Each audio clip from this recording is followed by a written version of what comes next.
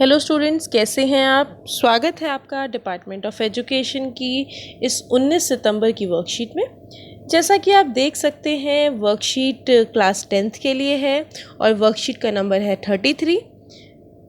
2 subject की worksheet है, SST और इंग्लिश। और इस वीडियो में आपको इंग्लिश हिंदी मीडियम दोनों के लिए मिलेगा। एसएसटी एंड इंग्लिश तो कॉमन है ही।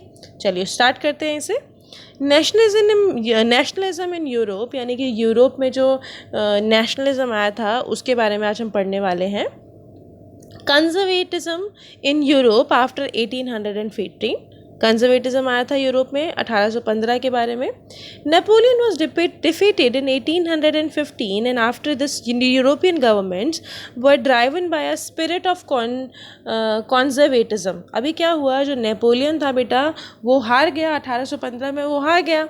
और जो यूरोपियन गवर्नमेंट थी बेटा वो क्या आ गई, उनमें कंजर्वेटिज्म की एक स्पिरिट आ गई। As a political philosophy, conservatism stressed on importance of tradition,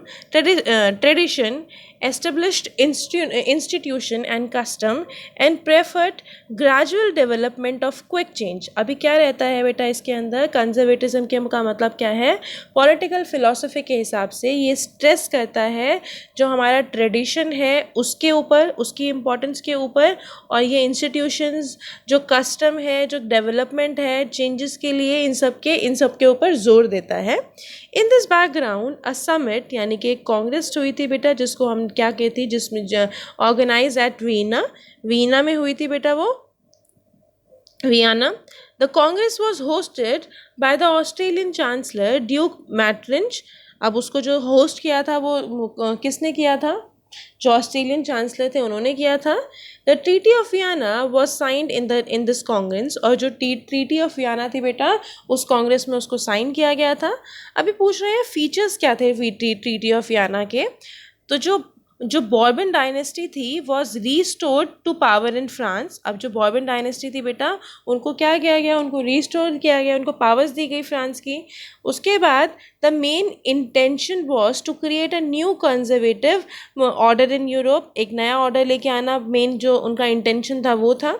जो फ्रांस से बेटा उन्होंने lost the territories it had annexed under Napoleon के दौरान उन्होंने जो टेरिटरीज हासिल करी थी वो सारी की सारी क्या हो गई थी, वो लॉस्ट हो गई थी एक तरीके से।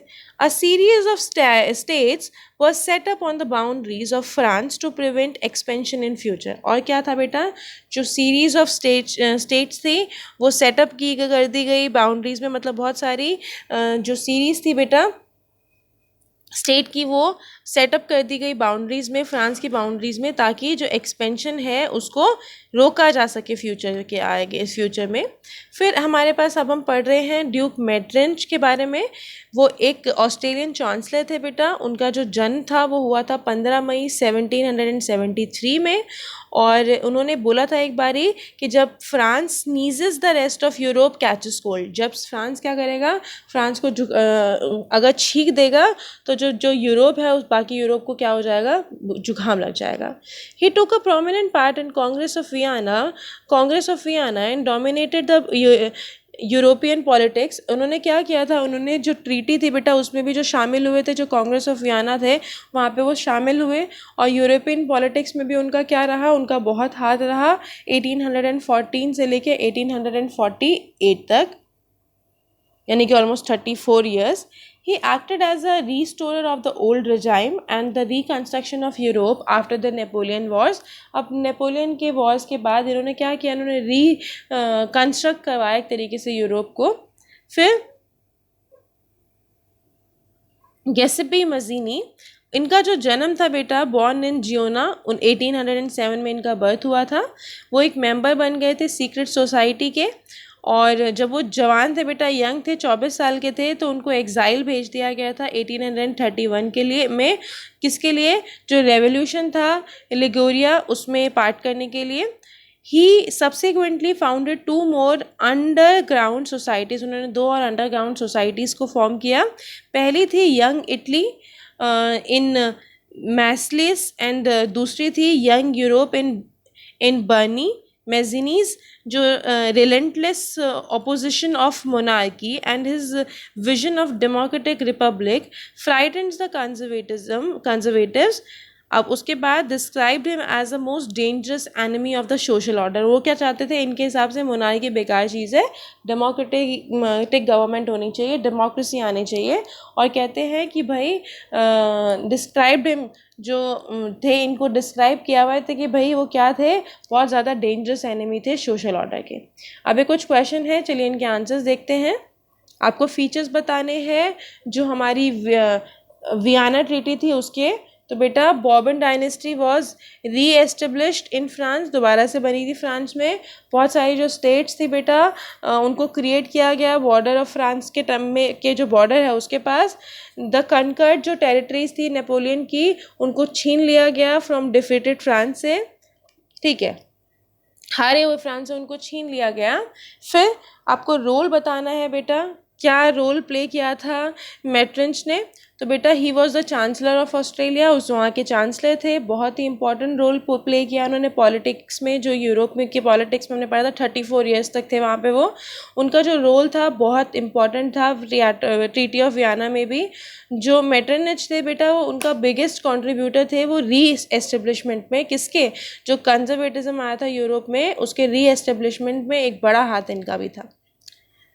तीसरा प्रश्न है बच्चों, why do you think Metternich described Mazzini as the greatest enemy of the social order. क्यों उनको किसके बारे में बात करना चाह रहे हैं.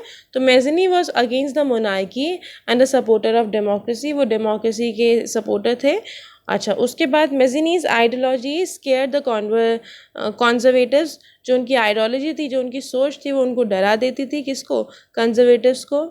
इस रीज़न से जो ऑर्थोडॉक्स मेटरिच कंसीडर किया, उन्होंने क्या कंसीडर किया कि जो मेज़िनी है as the greatest enemy of social system, उसको उन्होंने बोला कि जो सोशल सिस्टम है उसके वो जो ग्रेटेस्ट यानी कि बहुत बड़े वाले दुश्मन हैं. चौथा प्रश्न है, what kind of changes happen in Europe after the regime of Napoleon. क्या चेंजेस आए थे बेटा जब नेपोलियन एरा जब ख़त्म हुआ. तो जो कंजर्वेटिज्म है बेटा वो रिस्टोर होने लगा यूरोप के अंदर. नई जो स्टेट्स थी वो यूरोप में वो बनने लगी. जो फ्रांस था बेटा अब वो पावरफुल कंट्री नहीं रह गई थी जितनी पहले थी. ठीक है, हमें पढ़ा था ना, जो भी जीता हुआ था नेपोलियन का वो सब वापस करना पड़ा था. चलिए अब सेम वर्कशीट हम देखेंगे हिंदी में. यूरोप में राष्ट्रवाद पढ़ रहे थे हम, चलिए इसको कंटिन्यू करेंगे हम. 1815 में नेपोलियन की हार के उपरांत यूरोप की जो सरकार थी बेटा उनमें झुकाव पुनः जो रूढ़िवाद की तरफ बढ़ा. अपनी राजनीतिक विचारधारा के अनुसार रूढ़िवादियों ने स्थापित संस्थाओं, रीति रिवाजों, परंपराओं की मान्यता दी एवं तीव्र परिवर्तन के स्थल पर क्रमिक विकास पर जोर दिया. उन्होंने बोला कि भाई ऐसा है, बहुत जल्दी नहीं, बिल्कुल ग्रेजुअली आएगा, अच्छे से लेके आना है. इस परिक्षेप में एक शिखर सम्मेलन का आयोजन विनय के साथ हुआ. तो यहाँ पे एक वियना ट्रीटी जो हमने पढ़ा था कि तो ये भी हुई थी यहाँ पे. इन कांग्रेस का आयोजन ऑस्ट्रेलियन चांसलर हमने पढ़ा था ड्यूक मेटरनिक, इन्होंने किया था बेटा. और कांग्रेस ने वियना संधि पर क्या कर दिया था, हस्ताक्षर कर दिया था. तो यहाँ पे कांग्रेस हमारी बीजेपी कांग्रेस वाली कांग्रेस नहीं है, कांग्रेस यहाँ पे ग्रुप ऑफ पीपल के लिए बोला है कांग्रेस. फिर 1815 की जो वियना संधि थी बेटा उसकी क्या विशेषताएं थी. तो बेटा वहाँ फ्रांस में बुर्बो राजवंश की जो पुनर्व्यवस्था हुई थी. इनका मुख्य उद्देश्य यूरोप में एक नई रूढ़िवादी व्यवस्था कायम करना था. फ्रांस ने इन इलाकों पर से अत्यधिक खो दिया था जो नेपोलियन के समय जीते थे. फ्रांस के सीमा विस्तार पर रोक के हेतु नए राज्यों की स्थापना की गई थी.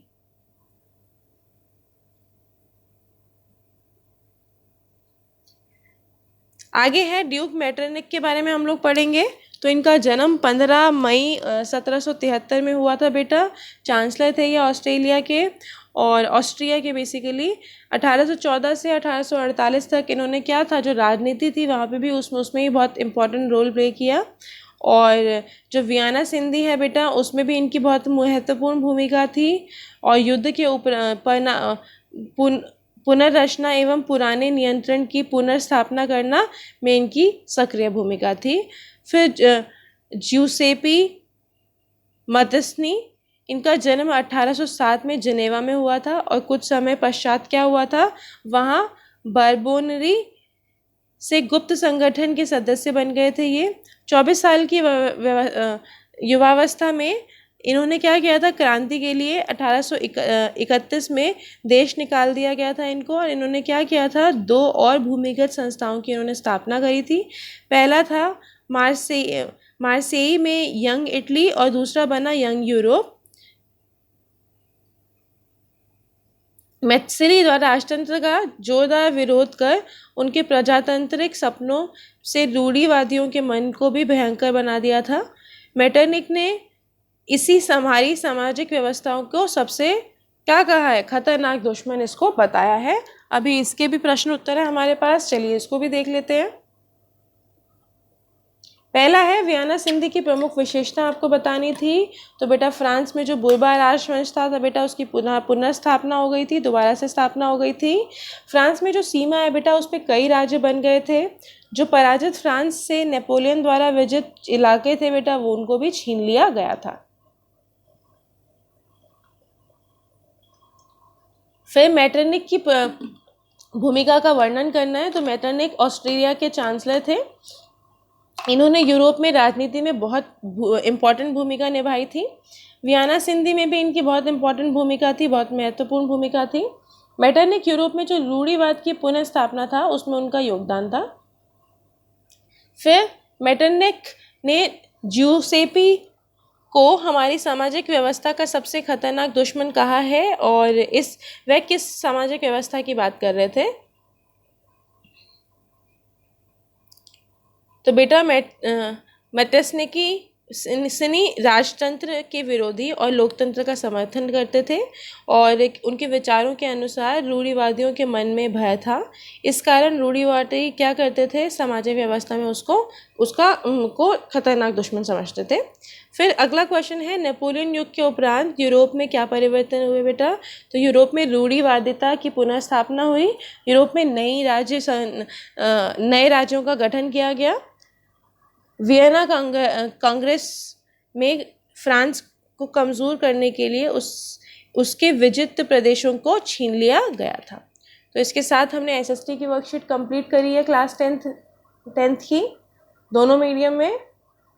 अब हम करने वाले हैं इंग्लिश में क्या है, a leader is one who knows the way, goes the way and shows the way। Leader वो व्यक्ति होता है जिसको रास्ता पता है, वो उस रास्ते में चलता है और दूसरों को भी दिखाता है। Leadership skills help you to understand how to manage your actions in day to day life exceptionally in difficult times. अभी क्या करता है जो लीडरशिप है बेटा, वो हमें इस टाइम पे सारी की सारी चीज़ें सिखा देता है। Student leadership includes the following.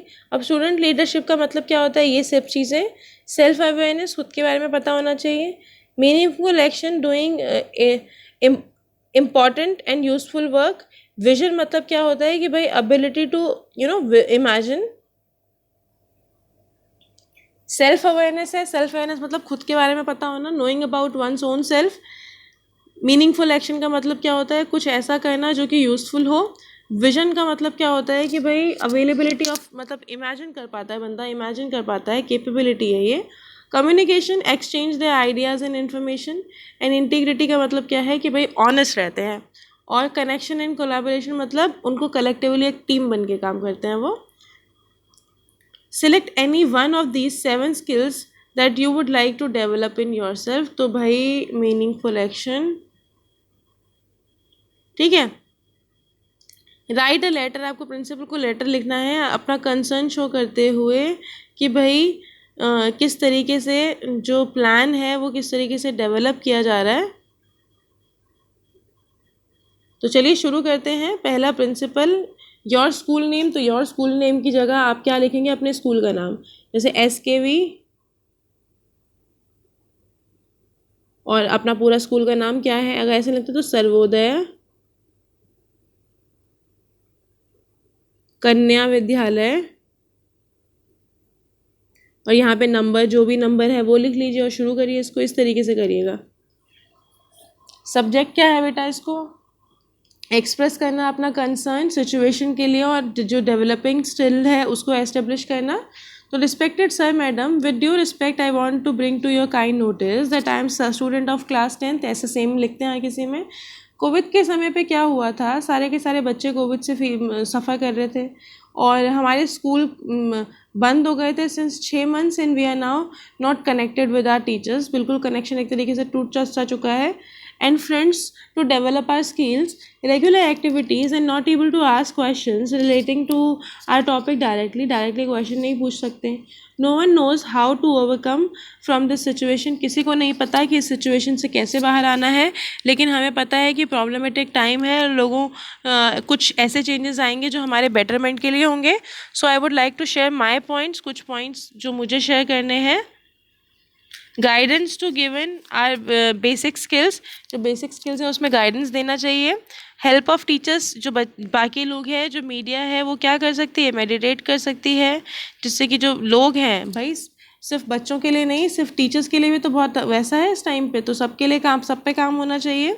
Using all the meaningful actions it helps the student to remove negativity, और इस तरीके से जो नेगेटिविटी है वो भी तो कम होती है. Using all the major action it helps to the students to remove, ये क्या करती है, जो नेगेटिविटी है उसको ख़त्म करने में भी मदद करती है, और जो हमारी स्किल्स हैं फ्यूचर के लिए जो इम्पोर्टेंट है उनको सेट करने में मदद करती है. I hope you will like my idea about try to implement the idea with your effective through and help students in correct situation. I hope आपको मेरा आइडिया मिला होगा. चलिए, और वो इफ़ेक्टिव भी होगा. तो फिर लिखेंगे आप थैंक्स योर्स ट्रूली और अपना नाम. तो चलिए, आज के लिए इतना ही काफ़ी है. कल मिलेंगे कल की वर्कशीट के साथ. तब तक के लिए स्टे हेल्दी, स्टे सेफ.